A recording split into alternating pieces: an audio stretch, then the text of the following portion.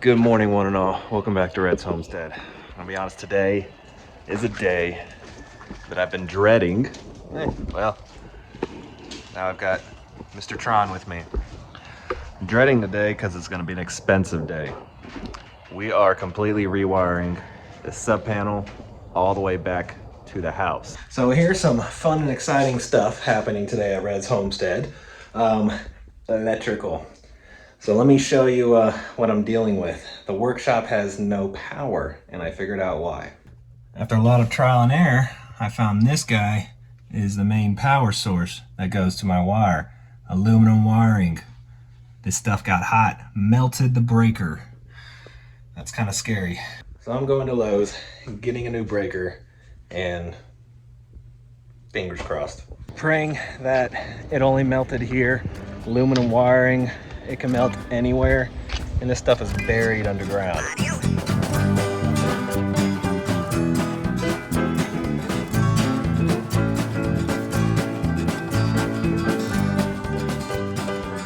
All right, here's the test. New breaker. I'm gonna clean these wires up right here and see if I can get it reconnected. Time to hear the kids start screaming because I just turned off the internet.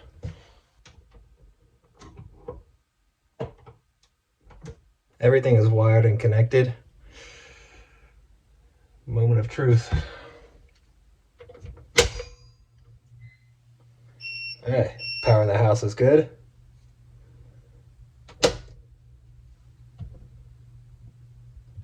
Breaker's on. We're reading 260. Time to go outside. So that was the main breaker that the entire property, the house, barn, workshop, everything. The quackers are being loud.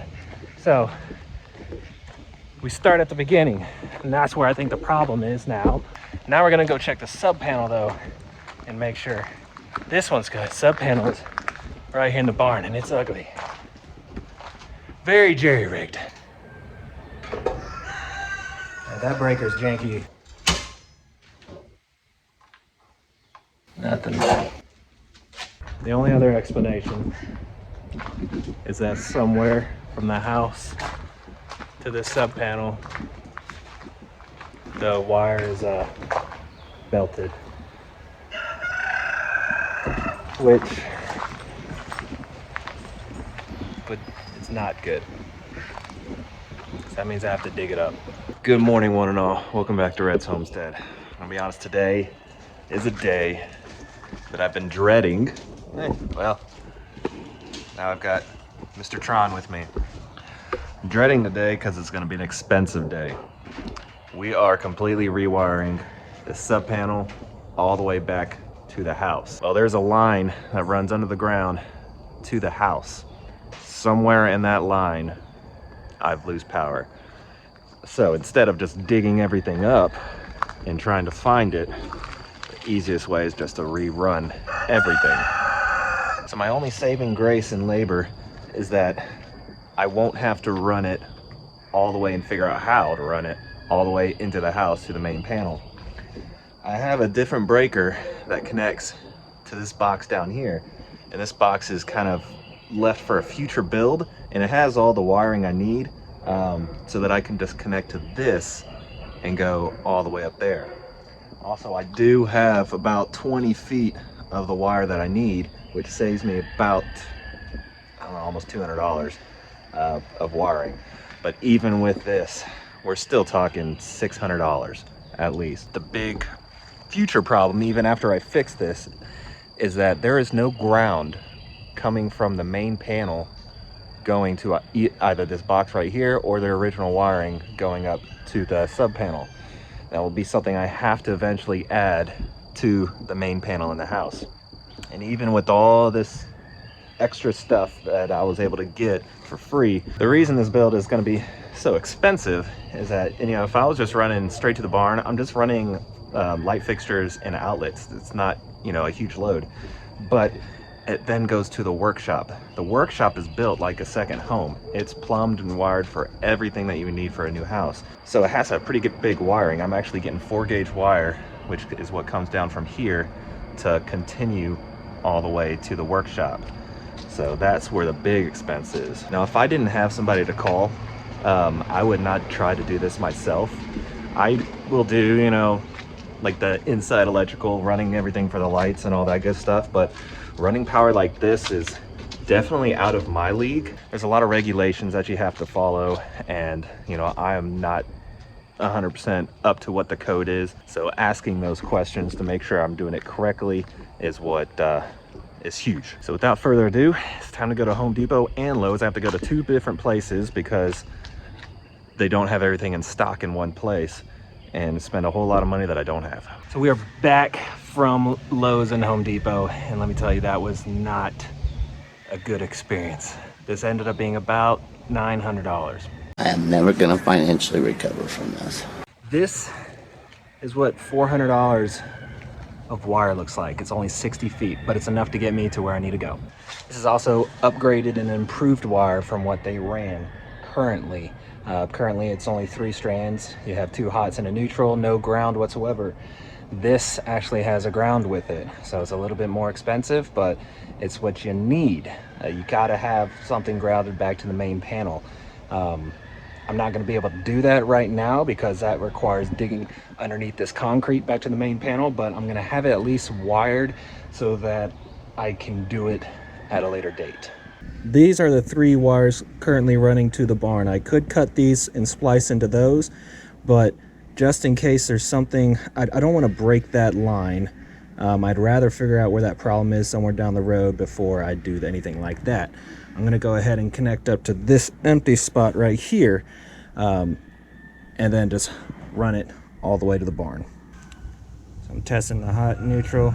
I've got no current. Now I'm going to flip the breaker, make it a hot wire, test it just to make sure everything's working. I'm going to flip this on.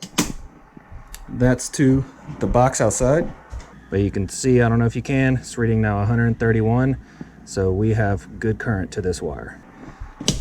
Shutting off that breaker, testing it one more time. All right, we are 100% off again.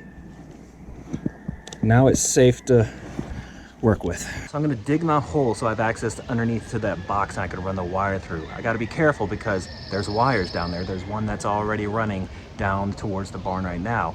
I don't want to cut that wire just in case I can use it in the future, or if it's the main line coming into the house, I want to avoid that one as well. So got to be careful how deep and hard I go.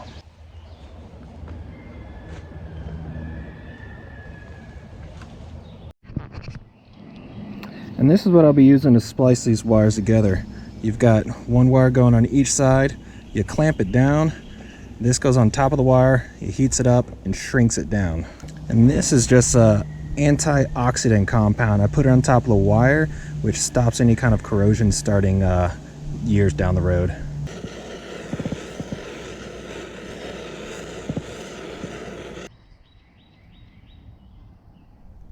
So it took one more trip to Lowe's, but I've got everything connected now. It's not fully sealed. I still have to heat sink all the wrappers around it. Really give it a good another twist to make sure all the splices are tight, and you know, tuck it back in the ground, and then do some silicone just to make sure it's extra waterproof. I'm gonna do that once I'm done in the barn.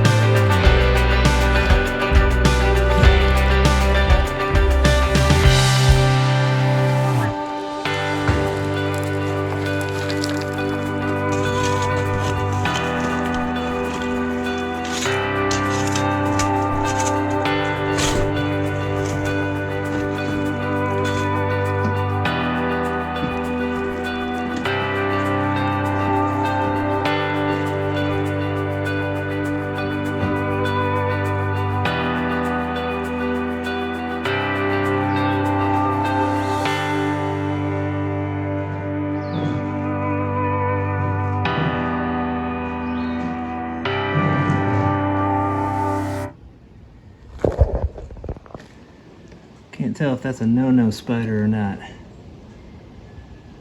Every spider's a no-no spider. There are so many creepy crawlies in this barn. It's a little creepy.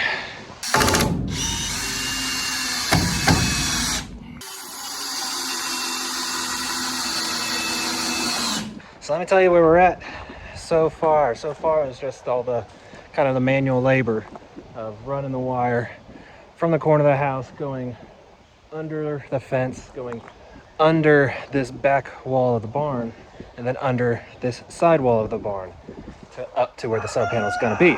All I have left on this side of the barn is connecting 2 more wires together.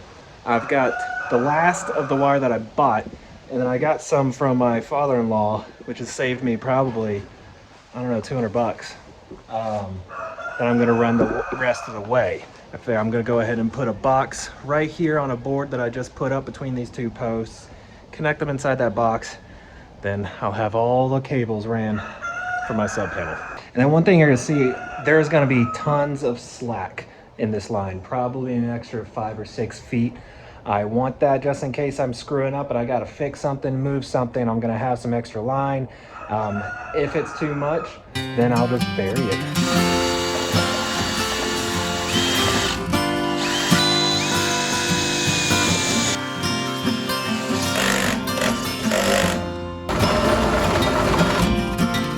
Pretty sure that's not how it's supposed to be done, but that's how it is done.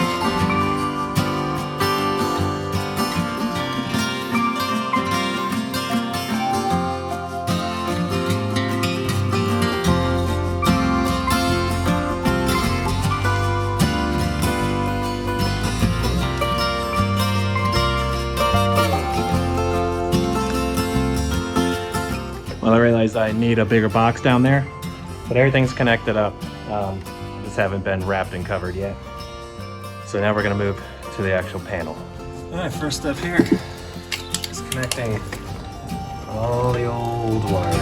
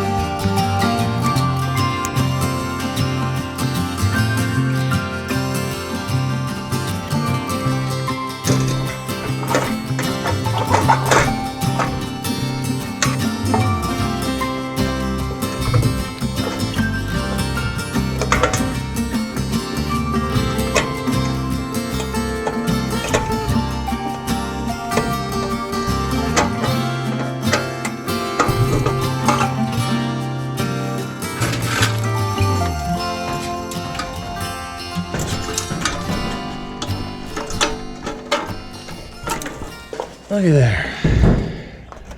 That's the old power. This is the new power. Just for giggles, I'm going to turn this power on and see, just to make sure I'm not receiving any power. It kind of would suck if I was receiving power, because I just did 7 hours and spent $1,000 for no reason. But now I'm putting in an 8-foot grounding rod. I don't know if regulations say I need to have a grounding rod on this sub panel. I'm pushing a lot of power through it, so I'm just playing it safe. This is $30 for a rod and a clamp, and then I had some extra copper wiring that I can hook up to it. If I don't need it, I don't need it, but if I need it, I have it.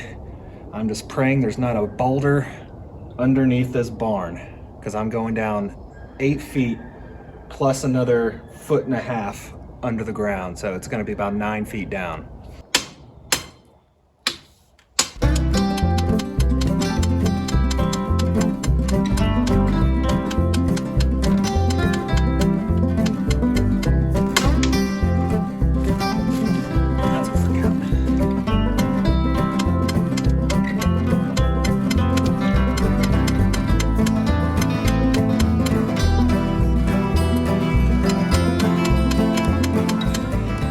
A little out of breath, but I'm gonna add some surface area to attach the panel to. So I'm gonna put a 2x4 here, piece of plywood on top.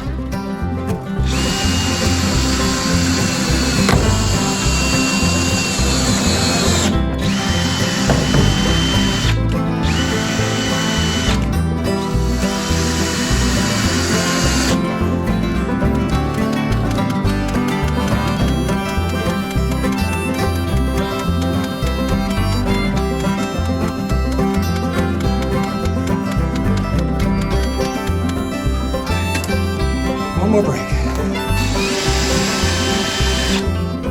Basically what you're searching for, at least for me, I'm 6 feet tall, so I want my breakers to be about eye level. I believe 67 inches is as high as you're legally allowed to go. I just put it right at eye level. All right, suck it up, baby. Let's go. Last bit.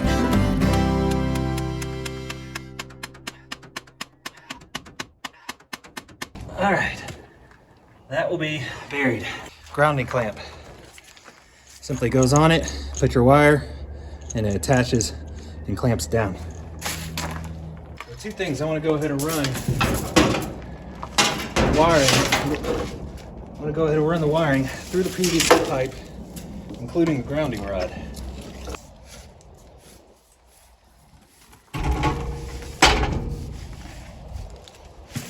Ooh, that breeze feels good.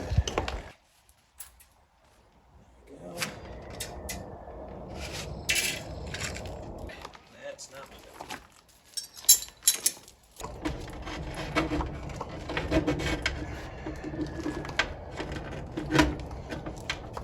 So I got the PVC sitting on top of the grounding rod, cables running underneath, grounding wires attached. Everything now coming out to be attached to the panel. I left a whole lot of extra cable here to play with. So I want to have some extra space.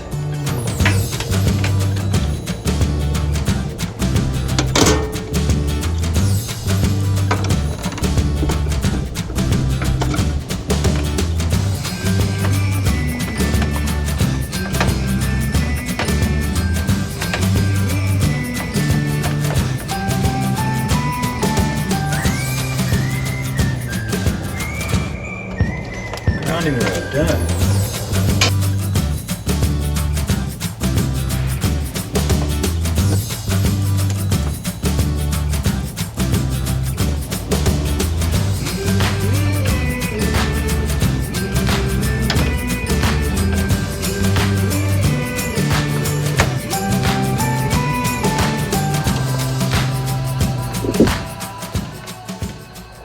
Ladies and gentlemen, it is fully hooked up. So now what I'm gonna do is I'm gonna turn on the power, check these wires, and make sure and pray that I have power like I'm supposed to. Fingers crossed. I'm tired. All right, moment of truth. Oh, please. I do not want to have to do this all over again. All right, connecting to the hot and the ground. Oh my God, 129 volts.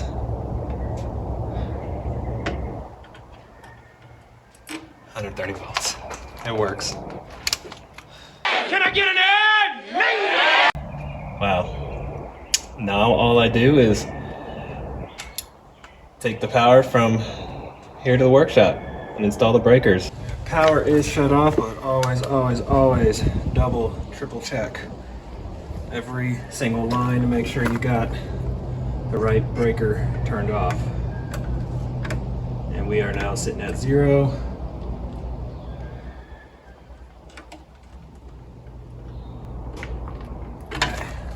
good. Let's get the breakers installed.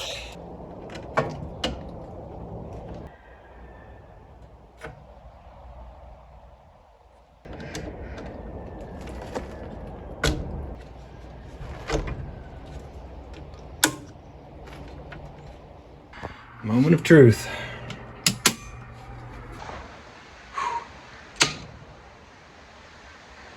Okay.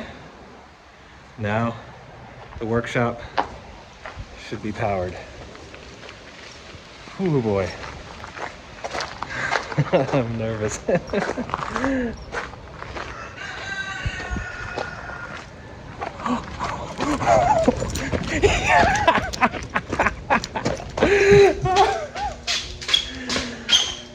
Ah! Ha! Woo! Wow. I was not optimistic. Oh man. So I still have a whole lot of safety stuff to do. I have to seal all the splices, do a lot of silicone, get a bigger junction box because that's just not gonna cut it. I wanna have somebody take a look at my work that actually does electrical, just to make sure I need to change anything. Once I'm 100% confident that my work is okay, then I'll bury the wire and seal everything gone. Back in the house, I'm turning off that main breaker, heading out there since everything is still exposed. And you know, I let my dogs out here, so I'm gonna make sure the power is off so everybody's safe, even the animals.